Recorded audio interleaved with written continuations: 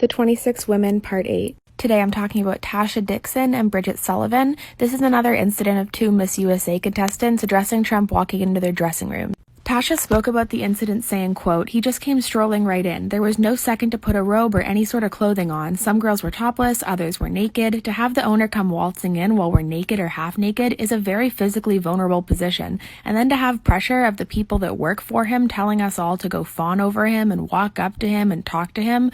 There was no one to complain to because Trump owned the pageant and everyone there reported to him." In Bridget Sullivan's case, Trump walked into the contestants' dressing room unannounced and hugged her inappropriately. Sullivan said, quote, "The time that he walked through the dressing rooms was really shocking. We were all naked." She also compared Trump to a creepy uncle and added that he'd hug you just a little too low on the back. Trump waited to address this incident until the last month of his 2016 campaign so he could call it a politically motivated lie. The 26 Women, Part 9. Natasha Stoynoff. Trump sexually assaulted this People magazine reporter Natasha Stoynoff in 2005 at Mar-a-Lago. She was visiting Trump and his new wife, Melania, at their Florida estate to report on a story about the couple's first year of marriage. While Melania was changing clothes for the photo shoot, Trump offered to show Stoynoff a tremendous room at the resort.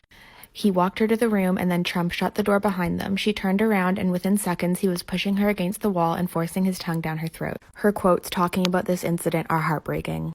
Next, I'm talking about Juliette Huddy. Trump kissed Juliette Huddy on the lips without her consent after a meeting in Trump Tower in Manhattan in 2005. He went to say goodbye, and rather than kiss her on the cheek, he leaned in and kissed her on the lips. He held a massive position of power over her business-wise and social status-wise. She was in her 20s when it happened, and she says that at the time she didn't feel threatened. She recently said, "Now that I've matured, I would have said nope. At the time, I was making excuses for him." The 26 Women, Part 10. Today I'm talking about Rachel Crooks and Samantha Holloway.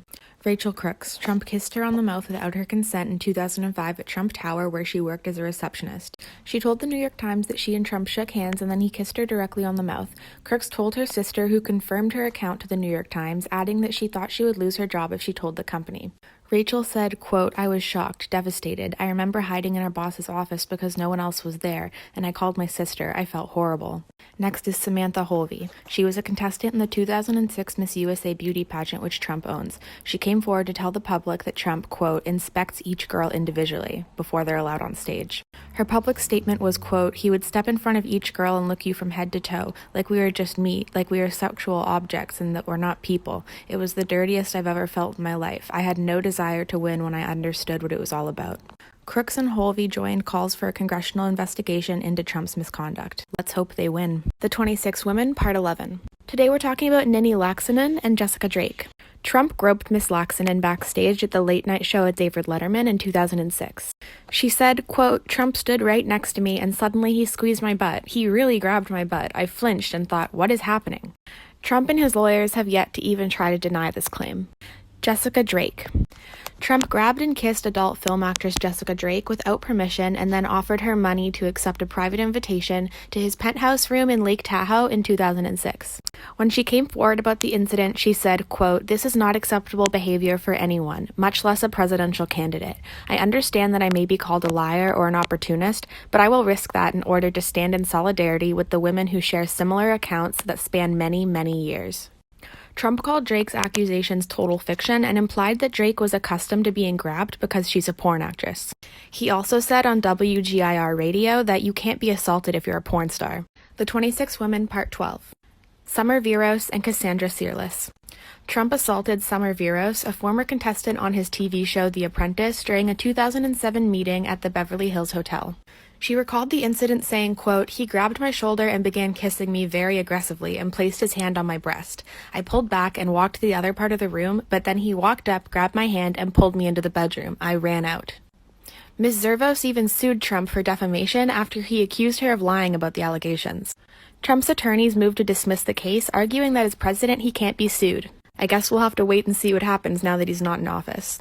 Cassandra Searless. Trump treated her and other Miss USA 2013 contestants, quote, "like cattle," and had them, quote, "lined up so he could get a closer look at his property." She added, quote, "He probably doesn't want me telling the story about the time he continuously grabbed my ass and invited me to his hotel room. Trump has never denied this. Tomorrow I'm posting a master doc of my sources with Part 13.